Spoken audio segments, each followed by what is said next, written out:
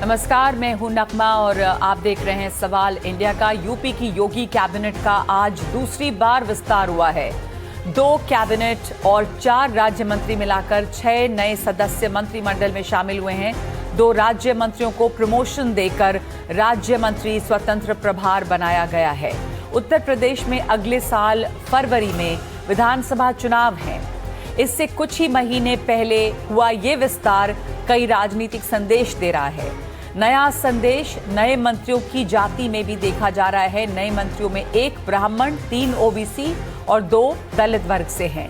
इसे अखिलेश के पीडीए की काट बताया जा रहा है। अखिलेश यादव इस मंत्रिमंडल विस्तार पर सवाल उठा रहे हैं और तंज कस रहे हैं। तो सवाल है कि क्या योगी का तीर वाकई निशाने पर लगा है, और अगर ऐसा नहीं है तो अखिलेश परेशान क्यों हैं?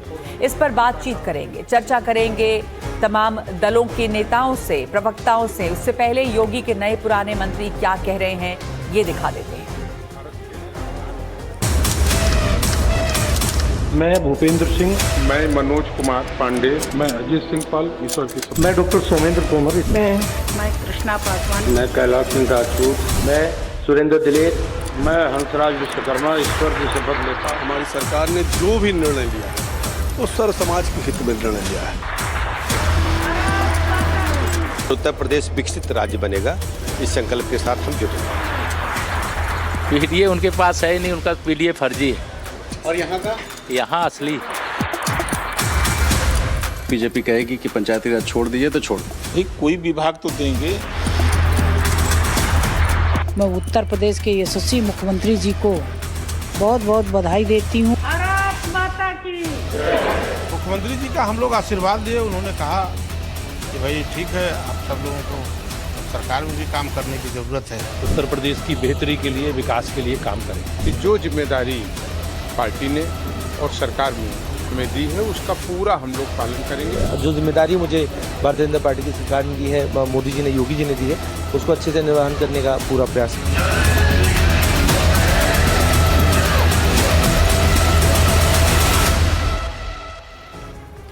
तो कई सवाल हैं कि आखिर अखिलेश यादव इतने परेशान क्यों हैं, क्यों तंज कस रहे हैं, और तमाम बातें ये हैं कि क्या पॉलिटिकल मैसेजिंग है, क्या 2027 की तैयारी है। तो हमारे साथ अनिला सिंह हैं, बीजेपी प्रवक्ता, मलूक नागर, महासचिव आरएलडी, अनंत विजय, वरिष्ठ पत्रकार, अमीक जमाई, प्रवक्ता एसपी, सतीश के सिंह, वरिष्ठ पत्रकार, और अजीत झा स्टूडियो में हमारे साथ हैं, कंसल्टिंग एडिटर एनडीटीवी। तो सबसे पहले समाजवादी पार्टी के प्रवक्ता अमीक जमाई, क्यों अखिलेश यादव इतने नाराज, परेशान दिखाई दे रहे हैं? क्या तीर निशाने पे लगा है? नहीं नगमा जी, देखिए पूरा उत्तर प्रदेश एक इनएफिशिएंट मुख्यमंत्री के नेतृत्व में योगी आदित्यनाथ जी की बहुत पिछड़ गया।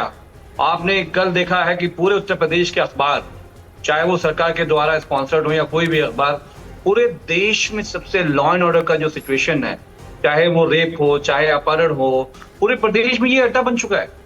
अब आप सोचिए, आखिरी वक्त में जब चला चली की बेला है नगमा साहिबा, ऐसे में भूपेंद्र जी जैसे बड़े ही एफिशिएंट लोग थे, आप इनको पहले मौका देते तो काम करने का मौका मिलता।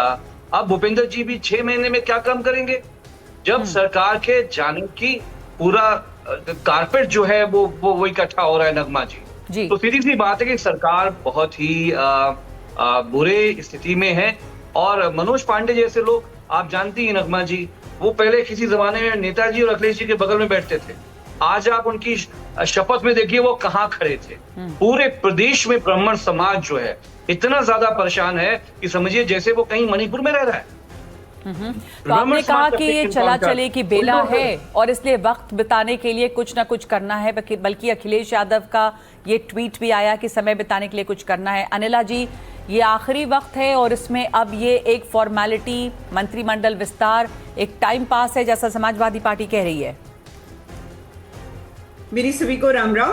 और समाजवादी पार्टी हाँ जरूर टाइम पास करती है, क्योंकि लगातार 2017 से वो सत्ता से बाहर है और आगे आने वाले भविष्य में भी वो बाहर रहेंगे।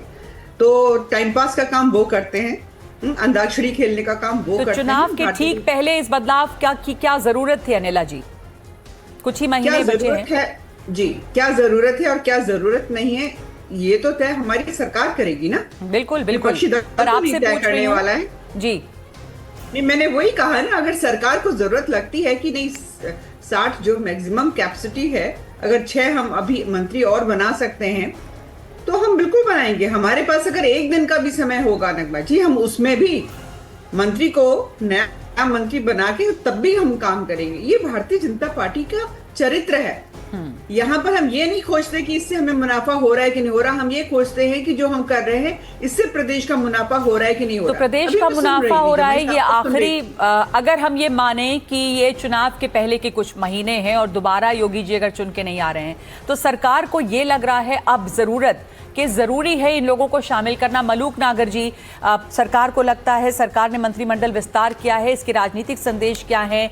ये जाति साधने की कोशिश है, इससे ये पीडीए की काट है और तीर निशाने पे लगा है जातीय समीकरण को बिठाने के लिए। देखिए नगमा जी, हमारी जो एनडीए है वो सब जाति धर्मों को साथ लेके चलते हैं और जाति धर्म से ऊपर उठ के काम करते हैं। और अगर ये इसमें तो आप देखें तो ऊपर से नीचे तक सिर्फ जाति समीकरण ही दिख रहा है। बात करते हैं मलूक जी, इसमें तो सिर्फ जातीय समीकरण नहीं दिख रहा है। मैं गिना दूं आपको, मनोज पांडे जी सवर्णों को सम्मान देने का संदेश है, भूपेंद्र चौधरी जी जाट बहुल उनमें उनको खुश करने की कोशिश है, कृष्णा पासवान जी पासी कार्ड की काट है, हंसराज विश्वकर्मा, कैलाश सिंह राजपूत लोधी वोट। तो ये देखें तो आप इसमें क्या दिख रहा है आपको? ये एक सामाजिक समीकरण, जातीय समीकरण को साधने की कोशिश नहीं तो क्या? और अगर ये जरूरत थी तो कुछ समय पहले जरूरत नहीं थी, अभी दिखाई दे रहा है जरूरत, तो जाहिर सी बात है ये सवाल उठेंगे कि इसका पॉलिटिकल संदेश ही तो है जिस तरह से ये चुन के बने हैं मंत्री। देखिए अनिला जी, आपने मेरी बात पूरी नहीं अपना क्या नगमा जी, आपने मेरी बात पूरी नहीं होने दी, बीच में ही बात रोक दी थी। 17वीं लोकसभा में जाएं और 2021 में जाएं तो वहाँ माननीय प्रधानमंत्री नरेंद्र मोदी जी ने कहा मैंने इतने पिछड़े और इतने दलित मिनिस्टर बनाए, और उनकी नकल करके राहुल गांधी जी और उनके साथी दूसरी पार्टी के लोग अगर पीडीए की बात करते हैं तो उनकी नकल कर रहे हैं।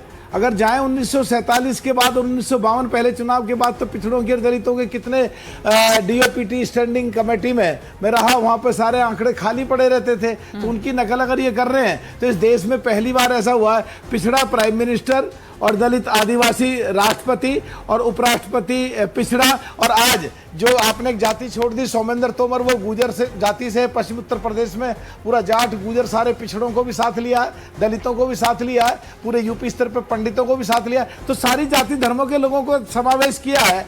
इसमें क्या दिक्कत आ रही है इन्हें? इनको क्या दिक्कत हो रही है दूसरे लोगों को? क्या ये नहीं चाहते थे पिछड़े मिनिस्टर बने? क्या नहीं चाहते थे दलित मिनिस्टर बने? उनका सवाल ये था कि इतनी देर से क्यों ख्याल आया इन लोगों को शामिल करने का? सतीश जी, आप कैसे देखते हैं इससे? एक तीर से कई निशाने साधे जा रहे हैं, जातीय समीकरण भी बिठाया जा रहा है और वाकई तीर निशाने पे लगा है। जिस तरह से एक छटपटाहट दिख रही है विरोधियों में, विपक्ष पार्टी में, खास करके समाजवादी पार्टी में। अगर आप हमसे सवाल पूछ रहे हैं तो मुझे तो यही कहना है कि 24 में जो भूकंप आया था लोकसभा चुनाव में, उसके बाद बीजेपी में छटपटाहट थी और अचानक बटोगे तो कटोगे, एक है तो सेफ है, ये वाली धर्मवादी बात चल पड़ी। लेकिन जो पीडीए का था, जो एक झटका लगा था, उनको कहीं न कहीं कुछ न कुछ करना था। अरे सतीश जी, 17वीं लोकसभा में पहुंच जाओ, जवाब मिल जाएगा यार। तो आप रुको, तो आप अब थोड़ा रुक तो जाओ, आप कहाँ रुक रहे हो? हम बोल रहे हैं कि अचानक से ये धर्मवादी लोग जो हैं जातिवादी हो गए। ठीक है, पॉलिटिकल स्ट्रेटजी में आता है कि कहते रहो धर्म धर्म और दिखाते रहो जाति जाति, तो दोनों साधने का प्रश्न है अपना, वो पॉलिटिकल में है। अब लेकिन हमको एक सवाल आपसे भी करना है कि जैसे एक सवाल ये है कि आपने कहा कि अखिलेश परेशान है, वो कौन सा थर्मामीटर है या कौन सा आला है जिससे आप तुरंत के तुरंत पता कर लेते हो कि वो परेशान है? तो सतीश जी, आपने जो कहा सवाल, अगर आप मुझसे पूछ रहे हैं कि अखिलेश परेशान है, वो इसलिए क्योंकि अखिलेश यादव के जो ट्वीट आ रहे हैं उससे ये लग रहा है वो कह रहे हैं कि वक्त बिताने के लिए करना है कुछ काम, और इस तरह के ट्वीट्स वो कर रहे हैं कि अब आखिरी वक्त में ये बदलाव कर लेने से क्या हो जाएगा, और ये तो कुरियर मैसेंजर हैं, तो उनको इस तरह के बयानों की जरूरत ही क्या थी? अगर वो मंडल विस्तार हो रहा तो होने दें, अगर कोई बड़ी बात नहीं है तो फिर उसके बाद वो परेशान क्यों है? और जो सवाल उठ रहा है कि ये पीडीए की काट है क्या, तो लग रहा है कि शायद काट है, क्योंकि परेशान हो रहे हैं उससे। नहीं, परेशान होना और एकदम परेशान है, दोनों में अंतर है। अब है या नहीं है तो साथ में तो कई और अखिलेश जी बताएंगे। जी वो तो अखिलेश जी बताएंगे, यही मैं कह रहा हूं। सतीश जी, नगमा जी को तो छोड़ दो, इन पे भी हमला कर रहे हो, हम पे ही कर लो। नहीं हमले की बात नहीं, उन्होंने सवाल उठाया है वाकई, लेकिन मैं तो उस ट्वीट के आधार पे पूछ रही हूँ और जो तमाम मंत्रियों के बयान आ रहे हैं उसके आधार पे पूछ रही हूँ। पर अनंत विजय जी, आपका क्या इसके ऊपर कहना है? आपको लग रहा है अखिलेश जी परेशान है कुछ? आपको लग रहा है समाजवादी पार्टी में कुछ एक बेचैनी है, ये जो जातीय समीकरण बैठाया है योगी जी ने? नगमा जी, अगर परेशानी न होती तो हनुमान जी याद ना आते, संकट के समय ही संकट मोचक याद आते हैं। ठीक है, अगर परेशान ना होते तो महाराणा प्रताप के लिए 2 दिन की छुट्टी याद नहीं आती, आज तक याद नहीं आई। तो जो थर्मामीटर सतीश जी ढूंढ रहे हैं वो थर्मामीटर मैं बताए दे रहा हूँ। एक्स पर पोस्ट देखा करिए सतीश जी, थोड़ा सिर्फ एक्स पर पोस्ट देखेंगे आपको थर्मामीटर का पता चल जाएगा कि किस थर्मामीटर से अखिलेश परेशान है, ये पता चलता है। रही बात, अभी बहुत सारी बातें हो रही थी कि भारतीय जनता पार्टी जातिवादी राजनीति कर रही है। मुझे लगता है कि भारतीय जनता पार्टी अकारण कोई काम नहीं करती। भारतीय जनता पार्टी के अगर कदमों को मैं देखता हूं और एनालाइज करता हूं हर चुनाव में, तो नगमा जी, बंगाल चुनाव के पहले भारतीय जनता पार्टी ने उत्तर प्रदेश के सभी जिलों में एक राउंड संवाद का अपना कार्यक्रम पूरा कर लिया था और उस संवाद के निचोड़ के तौर पर यह आया कि इन समुदाय के लोगों को और जोड़ने की आवश्यकता है, इसलिए यह मंत्रिमंडल विस्तार हुआ। और अगले 1-2 दिनों में आप देखेंगे जब पंकज चौधरी की टीम आएगी तो अभी और हल्ला मचेगा। पंकज चौधरी की टीम में और जो जातियां छूट गई अभी, उनको भी प्रतिनिधित्व दिया जाएगा। तो मुझे लगता है कि जब हम भारतीय जनता पार्टी का आकलन कांग्रेस के टूल से करते हैं या कांग्रेस के मानदंडों से करते हैं तो हम एक फैलेसी के शिकार हो जाते हैं, क्योंकि ये भारतीय जनता पार्टी कांग्रेस के बताए रास्तों पर या कांग्रेस वाली राजनीति नहीं करती कि ये जाति नाराज हो गई तो इसको बना दो, ये जाति नाराज हो गई तो इसको बना दो। और एक बात मैं कहना चाहूंगा, किस आधार पे राजनीति हो रही है? अमित जमाई साहब बहुत अच्छे टिप्पणीकार है, बहुत महीन राजनीति करते हैं। भूपेंद्र जी को चढ़ा दिया इन्होंने। अरे भूपेंद्र जी तो अभी उनके प्रदेश अध्यक्ष थे भाई, अगर अच्छा काम करना होगा तो भूपेंद्र जी ने अच्छा काम किया ही होगा। मंत्री के तौर पर भी 17 से 22 तक रहे ये जमाई साहब। तो ये जो महीन राजनीति आप कर रहे हैं ये बड़ा अच्छा है। और कुछ कहना चाह रहे हैं अमित जमाई इस पर? हाँ नगमा जी देखिए, जो चरमपंथी हिंदुत्व की राजनीति है उत्तर प्रदेश के अंदर जो चल रही है उसका काट पीडीए है। और जानते हैं, आपको तो पता ही है कि 2024 में मेरे नेता माननीय अखिलेश यादव जी जो पीडीए का विजन दिया, अमित शाह जी, नरेंद्र मोदी उत्तर प्रदेश में आधे हो गए, साफ हो गए। भारतीय जनता पार्टी बहुत डरी हुई कि कुर्मी पूरा वोट शेयर समाजवादी को कैसे शिफ्ट हो गया, तो खलबली मची इनके खेमे में, हिंदुत्व खेमे में। तो चौधरी साहब पंकज जी ढूंढ के लाए गए। चलिए, बड़ी अच्छी बात है पंकज जी को ले आए, लेकिन कम से कम पिछड़ों पे जो एट्रोसिटीज है, राजभर समाज के लोग थानों में पीटे जा रहे हैं। संजय निषाद जी के लोगों से अमित शाह जी ने वादा किया था कि हम निषाद बिन को आरक्षण देंगे। नमा जी याद है जब आए थे संजय निषाद जी, इसी वादे पे बिन निषाद वोट इनके पास आया था। लेकिन जब आप धोखा दोगे, जब पर्ची पे मंत्री बनेंगे, मेरे नेता माननीय अखिलेश जी ने जो कहा, जो आग लगी है भाजपा खेमे में कि दिल्ली से जो पर्ची आई है, भाई जो हमारे कुरियर मैसेंजर हैं मुख्यमंत्री जी, वो तो खुश नहीं है क्योंकि उनकी मर्जी का कुछ नहीं हुआ है। भूपेंद्र जी हमारे विरोधी हैं, बेशक विरोधी हैं, लेकिन उस जैसे इंसान को आपने डंप करके रखा। पूरे उत्तर प्रदेश में ब्राह्मणों के साथ जो एट्रोसिटीज है नगमा जी, इतना तो गाजा में मुसलमानों को नहीं मारा गया होगा जैसा उत्तर प्रदेश में ब्राह्मणों के साथ हुआ है। अब ये मनोज पांडे क्या करेंगे ब्राह्मणों के बारे में? एक लाइन की हैसियत नहीं है मनोज पांडे की कि मुख्यमंत्री जी से कह दें कि ब्राह्मणों के साथ जुल्म हो रहा है। कह दें, आज कह दें, हम कह रहे हैं आज कह दें, हम मान लेंगे जो ब्राह्मणों की आवाज है। तो लोग परेशान हैं, दलित हो, पिछड़ा हो, मुसलमान हो, ब्राह्मण समाज के लोग हो। अब आखिरी चला चली के बेला में आप बार बार कह रहे हैं कि आखिरी चला चली की बेला है, और आपने एक बड़ी बात कह दी और गाजा से सीधे इसको ये तुलना कर दी है कि इस तरह की यहाँ पर ये अत्याचार हो रहा है यहाँ पर ब्राह्मणों पर। अजीत झा, आपको इस वक्त इन तमाम बातों को सुनकर क्या लगता है? एक तो विस्तार का कारण क्या रहा, क्या साधने की कोशिश इससे हुई? आखिरी वक्त में अगर मान लें अमित जी की बात, तो आखिरी वक्त में क्यों याद आया ये विस्तार? पहली बात यह है कि ये मैं कहूँगा अखिलेश यादव का बाउंसर और यॉर्कर जो फेंके जा रहे हैं वो बेसिकली एजेंडा को डिफाइन कर दिया 2024 से पीडीए। तो इसी के रिस्पॉन्स में बीजेपी जो है ये कैबिनेट एक्सपेंशन की है, जो आपने खुद समझा दिया कि 2 शेड्यूल कास्ट, 4 ओबीसी, 1 ब्राह्मण। अब ये पीडीए में सिर्फ पिछड़ा दलित अल्पसंख्यक है कि पी फॉर पंडित है, क्योंकि मनोज पांडे भी है उसमें। अब ये जो है बीजेपी ये समीकरण बना रही है, क्योंकि ये समीकरण की एक तरह का सोशल इंजीनियरिंग है। ये कहिएगा कि कमंडल यदि योगी आदित्यनाथ सिंबलाइज करते हैं तो ये मंडल की राजनीति है, दोनों में सम्मिश्रण करने की कोशिश कर रही है बीजेपी। अब ये ग्राउंड पे काम करेगा कि नहीं, क्योंकि तो मतलब दो कारण, कमंडल भी उन्हीं का, मंडल भी उन्हीं का, सब कुछ समाहित। कोशिश तो यही है। देखिए पुरानी राजनीति है बीजेपी की, कल्याण सिंह के समय से मंडल पॉलिटिक्स को कमंडल में जोड़ने की मतलब एटलीस्ट अटेम्प्ट तो वही था बीजेपी का। अब चक्कर है कि ये ग्राउंड पे काम करेगा कि नहीं, क्योंकि आपने जो सही कहा कि भाई ये 9 साल निकल गया तब आप ये कर रहे हैं, अभी 9 महीना खाली बाकी है चुनाव का। इसका असर ग्राउंड पर होगा कि नहीं ये देखना पड़ेगा, यही पता चलेगा जब कैंपेन के दौरान ये कैसे करेंगे। दूसरी बात ये है कि एक इसमें कंडीशन लगा दिया गया है कि कैबिनेट में और 60 के ऊपर जा नहीं सकता, किसी को हटाए नहीं है। अब दिक्कत क्या होगा जब चुनाव आएगा और सीट वितरण करेंगे, उस समय सिटिंग एमएलए और मिनिस्टर्स को काटेंगे जो नॉन परफॉर्मिंग है, तो उस समय फिर रिबेलियन खड़ा होगा।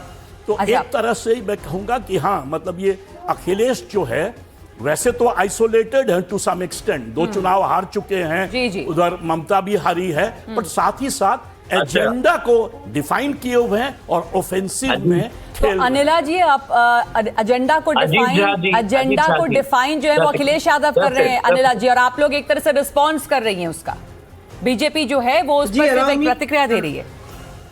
जी बिल्कुल, और मुझे प्लीज अपनी बात पूरी करने का मौका दीजिएगा। बिल्कुल बिल्कुल, मैंने आपको कभी भी नहीं रोका काटा है, पूरी बात बोलिए। जी जी जी जी जी देखिए, ऐसा है, मैं यहाँ पे 2-3 बात कहना चाहती हूँ। पहले तो जमई साहब बहुत बहुत धन्यवाद, हमारे नेता की बहुत चिंता कर रहे हैं आप भूपेंद्र जी की। ठीक है, आपको लग रहा है कि उनको क्यों खाली बैठाया गया, आपको लगता है कि भारतीय जनता पार्टी में अगर कोई भी कर्मठ कार्यकर्ता है, प्रधानमंत्री से लेके मुख्यमंत्री से लेके, शांत होकर बैठिए, शांत होकर बैठिए, मैं बीच में नहीं बोल रही थी, चुप होकर बैठिए और सुनिए मेरी बात। आपको लगता है कि वो कार्य नहीं करते हैं? आपको लगता है कि भारतीय जनता पार्टी का जो संगठन है या नेतृत्व है, इस प्रकार के कार्यकर्ताओं से जो उस वक्त जो उपयोगी होता है, उनसे पार्टी के लिए, संगठन के लिए जो कार्य कराना होता है वो करते हैं, और हम लोग करते हैं। हमारे यहाँ पे कोई परिवारवाद की राजनीति नहीं चलती है कि आप एक पर्टिकुलर परिवार से आ रहे हो तो आप शहंशाह हो, आप उस परिवार के रिश्तेदार हो तो आप ही जो है जनरल सेक्रेटरी बनोगे या मंत्री पद आपको मिलेंगे। भारतीय जनता पार्टी में ऐसा कुछ नहीं चलता है। दूसरी बात, मैं लगातार सुन रही हूँ जाति जाति जाति, पीडीए पीडीए पीडीए। 2022 की बात करूंगी क्योंकि राज्य के चुनाव हो रहे हैं, केंद्र के चुनाव नहीं हो रहे हैं। 2022 में 75 to 78% नॉन यादव ओबीसी किसको मिला? भारतीय जनता पार्टी को मिला है।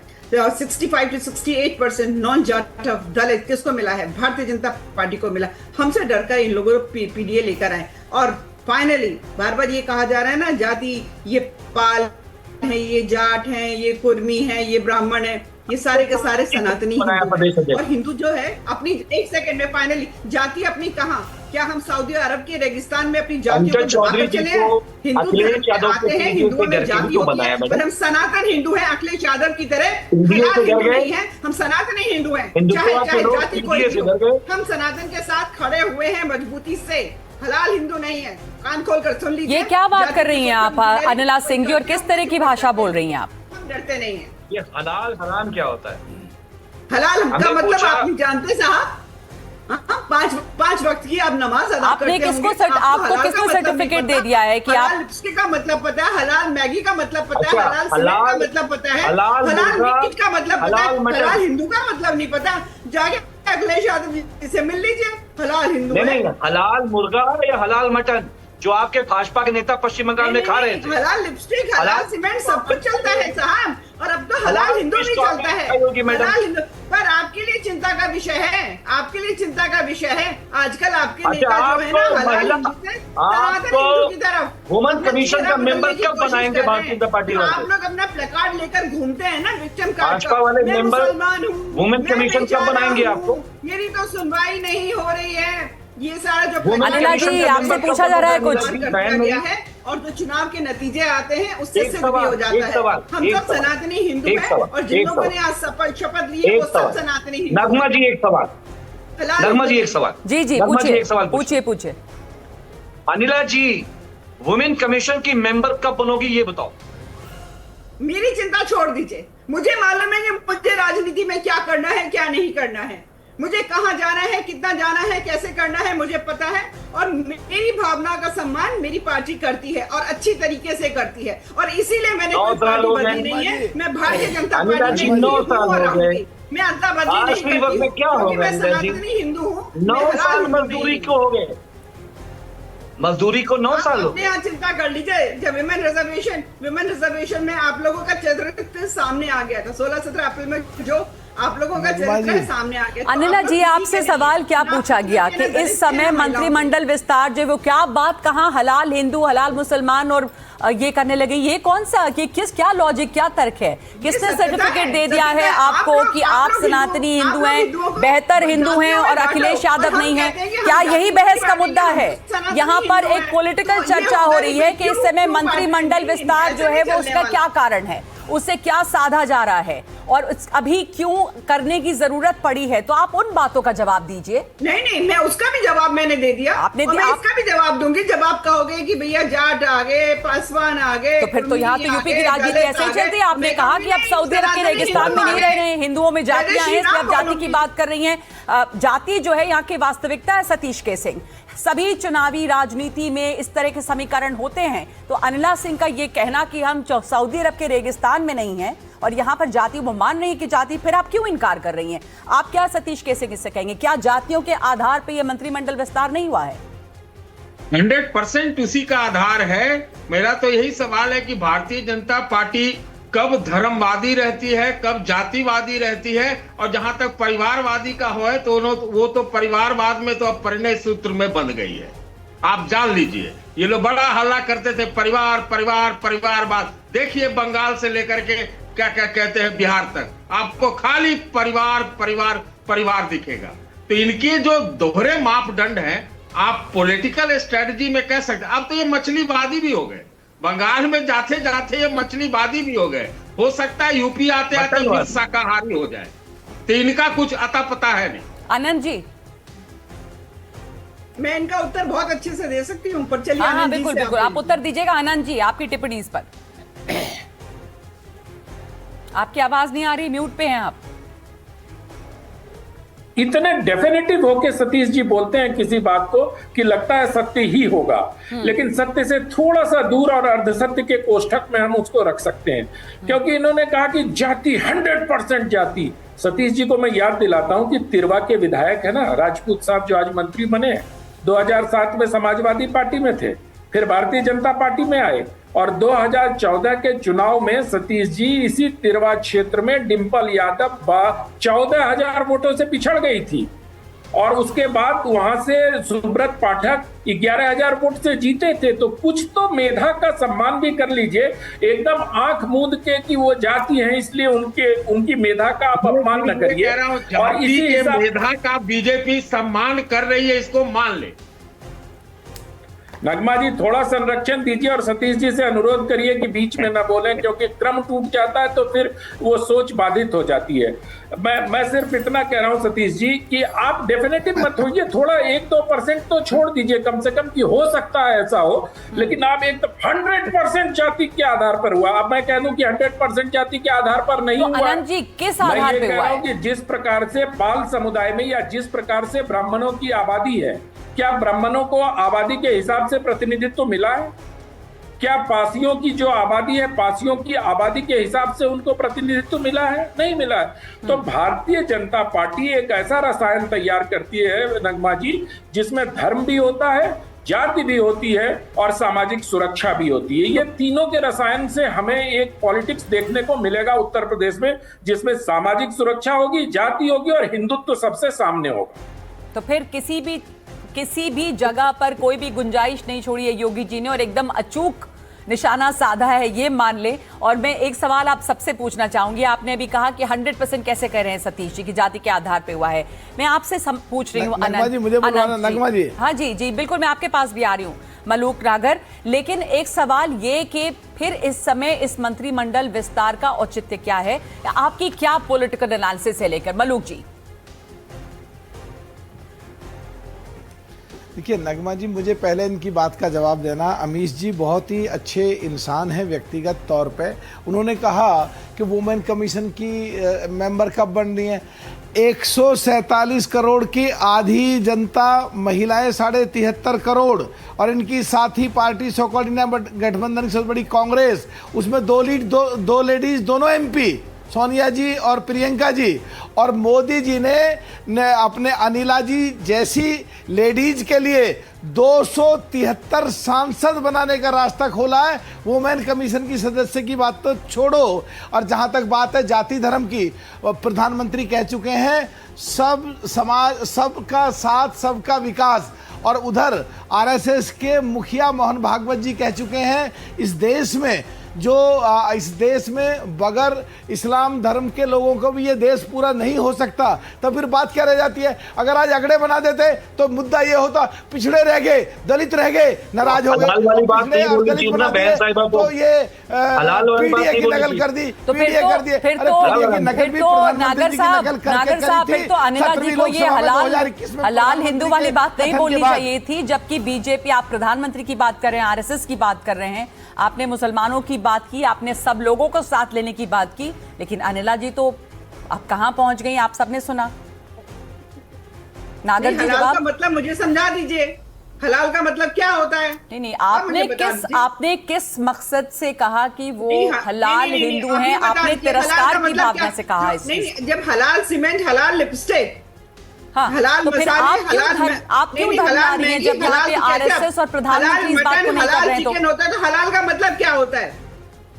अखिलेश यादव जी जैसे नेताओं को मैं हलाल हिंदू नहीं बोलूं तो और क्या बोलूं? वो है तो हिंदू, तो क्या वो उनके लिए क्या है? अपने आपको पूरा इस प्रकार से पेश करते हैं, आप उनकी तारीफ में बोल रही हैं। मुसलमानों मुझे इस्तेमाल करो, मैं बिल्कुल आपके लायक हूँ। ये क्या, कौन सी बहस है? मैं वापस चूंकि नागर जी ने फिर से शुरू किया इसलिए मैं पूछ रही हूँ, मैं आप तमाम लोगों से एक सवाल पूछ रही हूँ। और एक सेकंड प्लीज रुक जाइए अनिला जी, आपको काफी वक्त मिला है बोलने का। मैं एक सवाल पूछ रही हूँ सिर्फ कि इस समय इस मंत्रिमंडल विस्तार का क्या मकसद था और इससे क्या सधेगा? आपसे शुरू कर दूं यहाँ पर अजीत झा, संक्षेप में। अनिला जी 1 मिनट, तमाम लोगों से एक एक सवाल लेना है और आपको काफी मौका मिला है। अजीत झा, इस मंत्रिमंडल का इस समय क्या औचित्य था, इससे क्या हासिल होगा, बहुत संक्षेप में?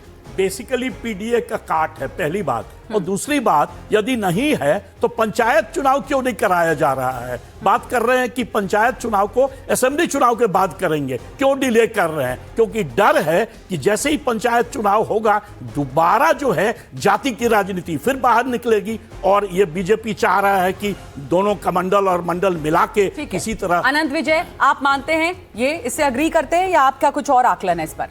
इस समय मंत्रिमंडल विस्तार क्यों हुआ, इससे क्या हासिल होगा योगी जी को?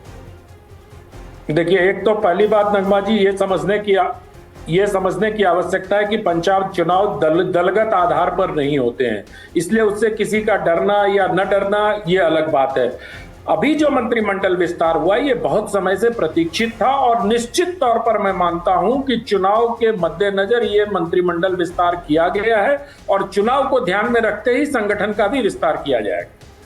तो ये जो मंत्रिमंडल विस्तार हुआ है वो चुनाव को मद्देनजर रखते हुए है। सतीश जी, चुनाव में इससे क्या हासिल होगा? आपको लग रहा है कि ये एक बहुत बड़ा तुरुप का पत्ता था और इससे बहुत आसानी होगी योगी जी को अपने मिशन में?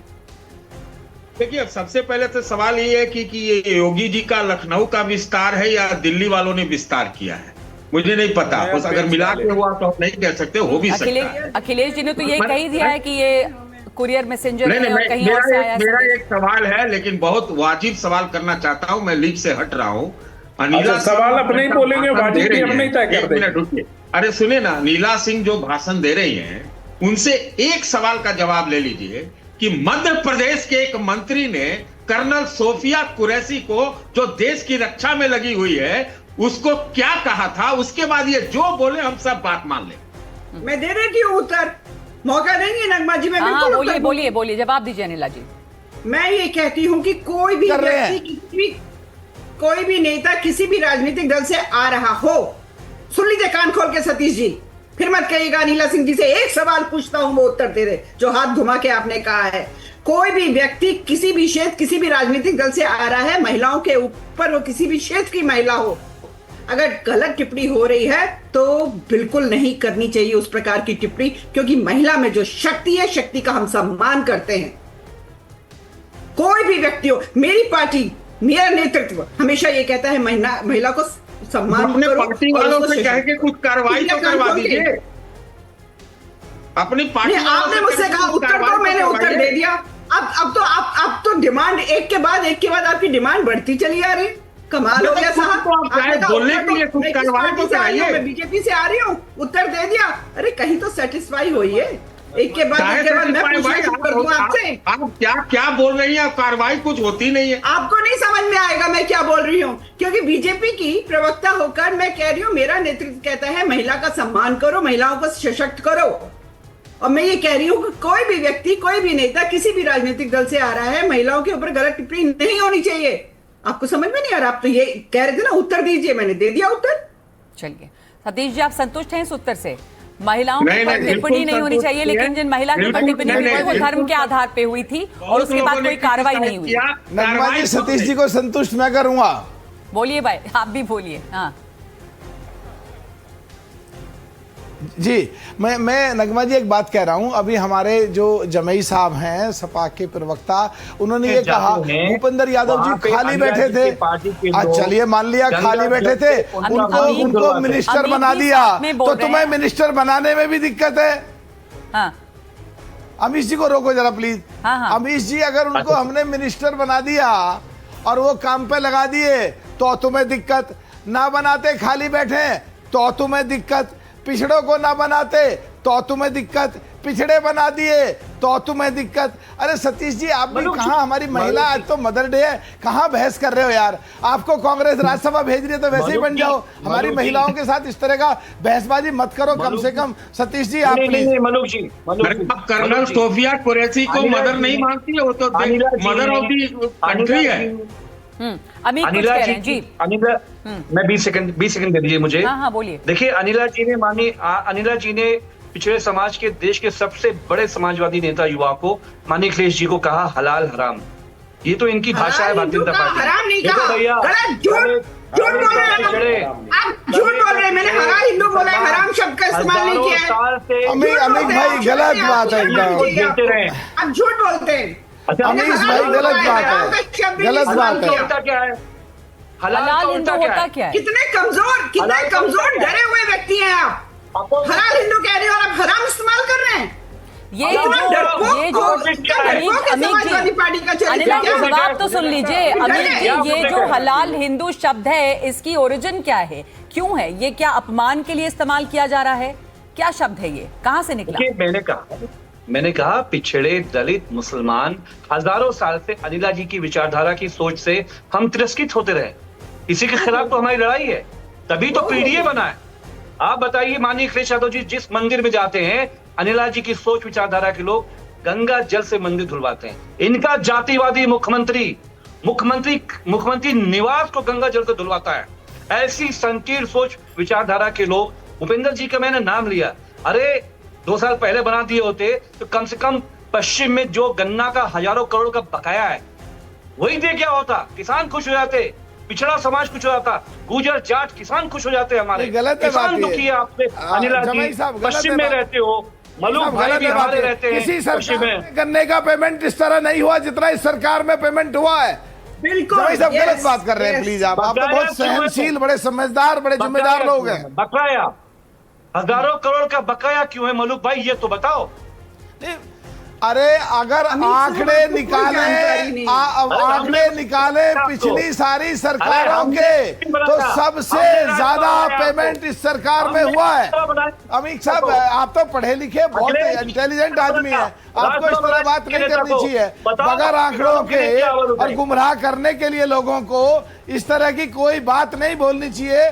आप तो बहुत जिम्मेदार व्यक्ति हैं। बगैर आंकड़ों के झूठ बोलेंगे, गलत गुमराह करेंगे तो गलत बात है एकदम।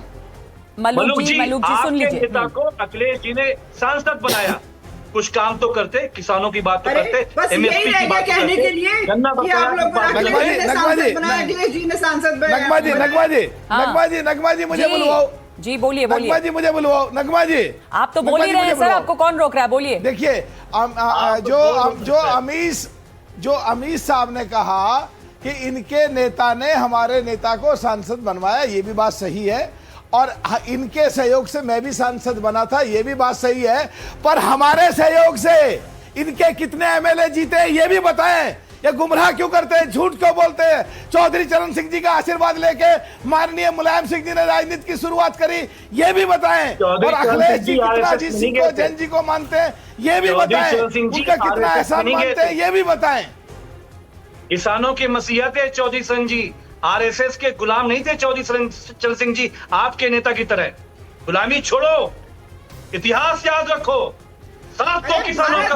चौधरी चरण सिंह को हमने दिया, चौधरी चरण सिंह जी को भारत रत्न हमने दिया। हमारे नेता देश के लिए, देश के किसानों के लिए, देश की जनता के लिए सर्वोपरि है। और आप लोग जिस तरह बात करते, जिस तरह गुमराह करते, मलूक जी आप इतने नाराज हो रहे हैं और इधर अमीर जी जो हैं वो हंस रहे हैं, मतलब जो पूरी बहस है वो कहीं की कहीं जा रही है। अनंत विजय जी को मैं इसमें शामिल करना चाहती हूँ और वापस इस मुद्दे पर आना चाहती हूँ कि योगी जी के मंत्रिमंडल विस्तार से योगी जी को क्या हासिल होता है। ये मिशन 2027 है, यूपी में ध्रुवीकरण वर्सेस समीकरण जो है ये चल रहा है, मतलब मिलजुल के ध्रुवीकरण और समीकरण सब कुछ साथ लेके योगी जी आगे बढ़ रहे हैं क्या? अनंत विजय जी।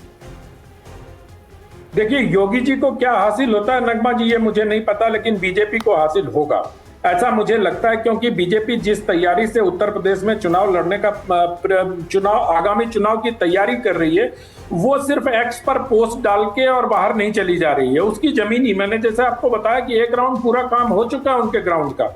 तो मेरी जानकारी के हिसाब से भारतीय जनता पार्टी जितने भी काम कर रही है वो अपने फीडबैक के आधार पर कर रही है, और उसमें चाहे जाति समीकरण साधना हो, चाहे मठों मंदिरों का सहयोग लेना हो, चाहे मुसलमानों के प्रति सद्भाव का बयान दिलवाना देना हो, स्लैश दिलवाना या देना स्लैश करके अगर आप उसको देखें तो ये सब काम होगा। क्योंकि चुनाव में देखिए नगमा जी सब कुछ जायज है।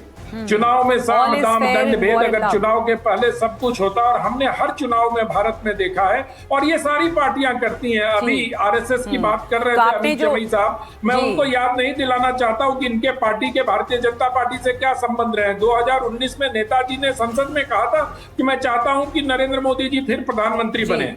उसके पहले इनके भारतीय जनता पार्टी से कैसे संबंध रहे थे ये भी सार्वजनिक है। इसलिए पुरानी बातों में और व्यक्तिगत बातों में नहीं उलझना चाहिए। डिबेट नीतिगत मैं आपको यहाँ पर रोक रही हूँ। और आपने जो कहा कि बीजेपी कोई कसर नहीं छोड़ेगी यूपी का चुनाव जीतने के लिए, योगी आदित्यनाथ तमाम जितने भी उनके तरकश भी तीर है उसका इस्तेमाल वो करेंगे। और बहुत मैंने बीजेपी कहा, योगी आदित्यनाथ नहीं कहा। चलिए, योगी आदित्यनाथ आपने नहीं कहा। बीजेपी किसी भी तरह की इसमें चूक नहीं छोड़ेगी और पूरी कोशिश से लगी, जैसे कि तमाम चुनाव में लगती है कि हर हाल में चुनाव जीतना है। बहुत धन्यवाद आप तमाम लोगों का इस बातचीत में शामिल होने के लिए। योगी आदित्यनाथ के मंत्रिमंडल विस्तार के राजनीतिक कारण क्या है, राजनीतिक फायदे क्या होंगे, इस पर हम बातचीत कर रहे थे। एक छोटा सा ब्रेक ले रहे हैं।